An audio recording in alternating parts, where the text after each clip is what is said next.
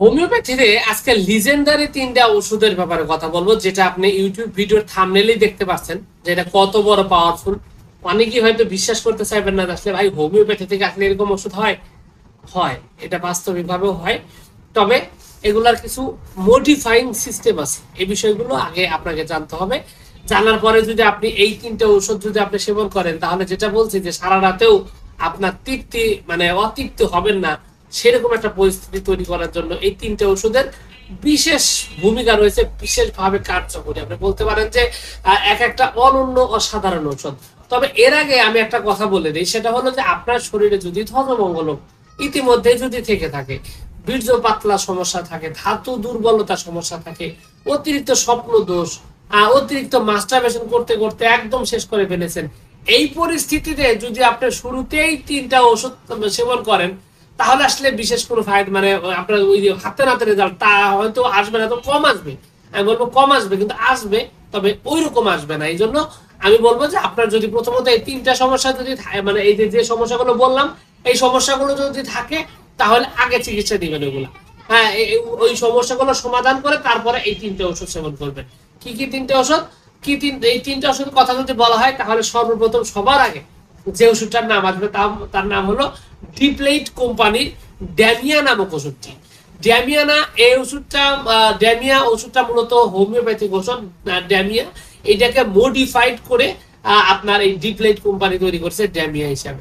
তো এই ওষুধটি নিয়মিত সেবন করার ফলে বা আপনি যদি একবারও সেবন করেন, তাহলে দেখা যাবে যে একটা পারফেক্ট রেজাল্ট আসবে। যেমনটা আমি বলছি যে সারা রাতেও আপনি দুর্বল হবেন না, ক্লান্ত হবেন না।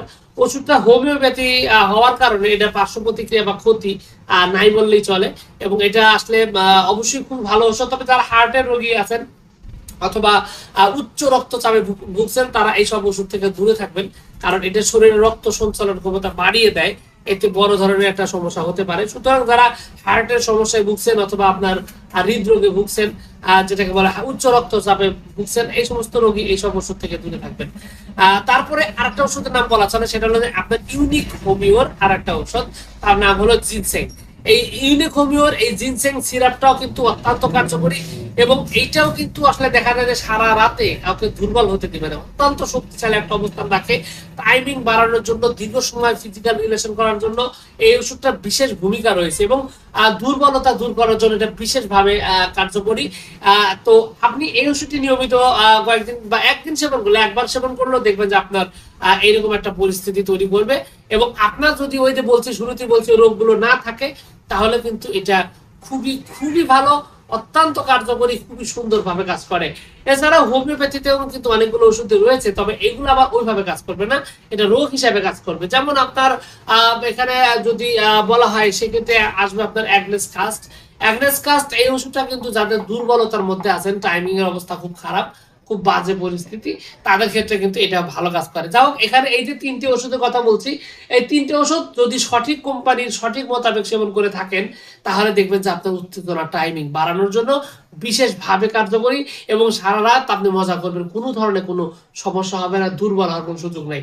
তবে যদি আপনার অতিরিক্ত স্বপ্ন দোষ, বীর্য পাতলা, তারপরে আপনার উত্তেজনার সমস্যা, হস্তমৈথুন, এই সমস্ত কারণে যদি দুর্বল একদম মানে বলা চলে যে একদম সাইড হয়ে থাকেন, তাহলে আপনার উচিত হবে সরাসরি একজন অভিজ্ঞ হোমিওপ্যাথিক ডাক্তারের সাথে আপনার রোগের ব্যাপারে ডিটেলস বিস্তারিত বর্ণনা দিয়ে তারপর আপনার রোগটাকে সমাধান করে তারপর এই ওষুধ তিনটি ট্রাই করা। কারণ আপনার রোগ থাকা অবস্থায় এই ওষুধগুলো আসলে আপনাকে সেভাবে কোনো ফায়দা দিবে না।